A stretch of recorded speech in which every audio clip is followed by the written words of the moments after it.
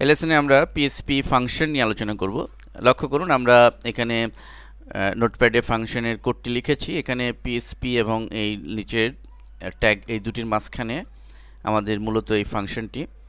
তো আমাদের বেসিক ফাংশনের বেসিক বিষয়টা আমরা আগে বুঝে নেই। দেখুন ফাংশন কোডিংয়ের মূল বিষয় হচ্ছে যে ফাংশন আমাদের লিখতে হবে এবং রাইট মাই নেম এর একটা মেসেজ দিতে হবে।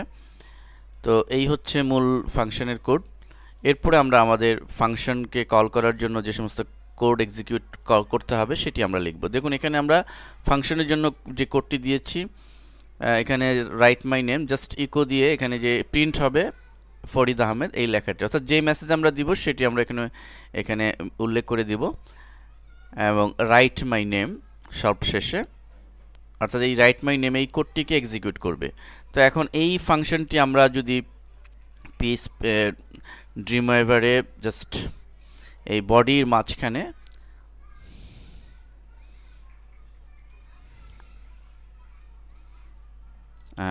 মাঝখানে আমরা যদি লিখে দিলাম এবং আমরা সেভ দিব, ফাংশন নামে সেভ দিব, অবশ্যই পিএসপি ফাইল হিসেবে মনে রাখতে হবে।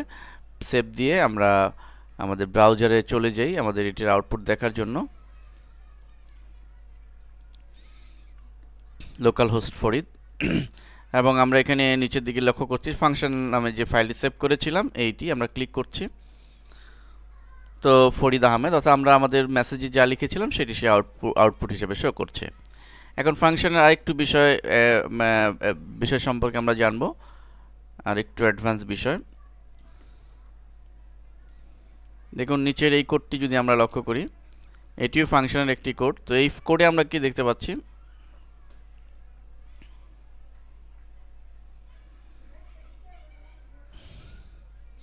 হ্যাঁ, তো ট্যাগের মাঝখানে ফাংশন রাইট বাই নেম এটি হচ্ছে ফাংশনের মূল কোড, এটি তো আমাদের দিতেই হবে।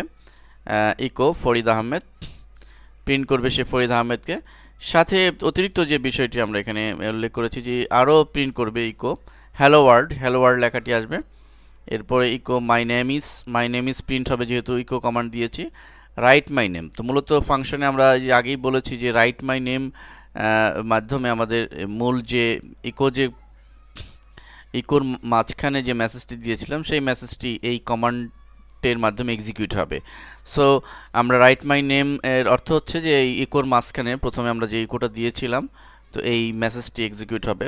তো এবং এরপরে ইকো দিয়ে অর্থাৎ আর ব্রেক দিয়ে নিচের লাইনে আরেকটি মেসেজ আসবে, that's write my name echo. Write my name এখানে মূলত আগেই বলেছি যে রাইট মাই নেম ফাংশনের এই কমান্ডটির সাহায্যে আমরা এই মেসেজটি আমরা দেখাতে পারবো।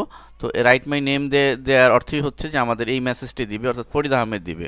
তো ফরিদ আহমেদ এবং এরপরে আরেকটি মেসেজ আসবে যে ইজ মাই নেম, এটি প্রিন্ট হবে।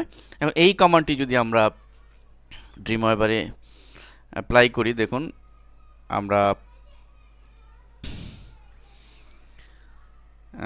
এখানে উল্লেখ করেছি বডির মাঝখানে আমরা সেভ দিব, ফাংশন ডি নামে আমি সেভ দিব, সেভ অ্যাজ দিয়ে পিএসপি ফাইল হিসেবে। তো ফাংশন ডি নামে সেভ দিলাম, আমরা ব্রাউজারে চলে যাই এবং ফাংশন ডিতে কি রয়েছে আমরা একটু দেখি। ফাংশন ডি, দেখুন ফাংশন ডি পিএসপি আমি ক্লিক করলাম, দেখুন এখানে কি হয়েছে, হ্যালো ওয়ার্ল্ড। আমরা আমাদের মাই নেম ইজ ফরিদ আহমেদ, দেখুন এখান থেকে মূলত শুরু হয়েছে আমাদের, এটি হচ্ছে মূল কোডিং। এরপরে অর্থাৎ ইকো ফরিদ আহমেদ হচ্ছে রাইট মাই নেমের যে কোডটি, অর্থাৎ রাইট মাই নেমের সাহায্যে আমাদের ইকোতে আমরা যা মেসেজ দিব সেটি সে ডিসপ্লে করবে। তো আমরা এখানে ইকো এর পরের থেকে যেই মেসেজগুলি দিয়েছি এখান থেকে শুরু হয়েছে যে হ্যালো ওয়ার্ল্ড, আমরা হ্যালো ওয়ার্ল্ড পেয়েছি। এরপরে মাই নেম ইজ হ্যালো ওয়ার্ল্ড, আমরা একটু দেখি আবার hello world, yes hello world চলে এসছে এখানে দেখুন। এরপরে যেটি আমরা করেছিলাম মাই name is my name is তো এসেছে, এরপর মাই name is right my name, that means right my name যে কোডটি আমরা কল করেছিলাম অর্থাৎ ফরিদ আহমেদ, তো মাই নেম ইজ ফরিদ আহমেদ এসছে কিনা আমরা দেখি। Yes my name is Farid Ahmed. এরপরে আমাদের কি মেসেজ এসছে যে ইকো, আবার সে লাইন ব্রেক করে পরের লাইনে লিখেছে প্রিন্ট হবে দ্যাটস রাইট আসবে। এরপর right my name, that means that means এই যে ফরিদ আহমেদ ইকো, অর্থাৎ এই রাইট মাই নেম এর ইকো হচ্ছে এইটি। সো আমরা এরপরে আমরা এই বিষয়টি অলরেডি পেলাম, দ্যাটস রাইট ফরিদ আহমেদ, অর্থাৎ রাইট মাই নেম যে কোডটি আমরা দিয়েছিলাম সে শুরুর যে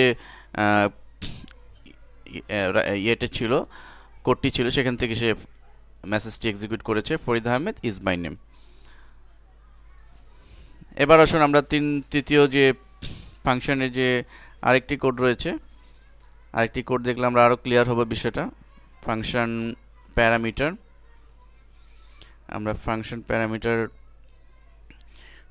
আপনাদের বোঝার সুবিধার্থে নোটপ্যাডে দিয়েছি, এবং এই নোটপ্যাড ফাইলগুলো, ড্রিমওয়েভার ফাইলগুলো সবই আমাদের সোর্স ফোল্ডারে রয়েছে, আপনারা এগুলো দেখে করে নেবেন। দেখুন function write my name echo Farid Ahmed, তো রাইট মাই নেম দিয়ে আমাদের কি প্রিন্ট করবে সেটি আমরা লিখে দিয়েছি, অর্থাৎ রাইট মাই নেম। এখানে আমরা রাইট মাই নেম যে কোডটি অ্যাপ্লাই করেছি, এই কোডটি অ্যাপ্লাইয়ের ফলে আমরা ইকোতে যা দিব সেটি সে শো করবে, এবং এরপরে রয়েছে দেখুন যে ইকো হ্যালো ওয়ার্ল্ড, সরি এটি না, আমাদের মূল কোডটি হচ্ছে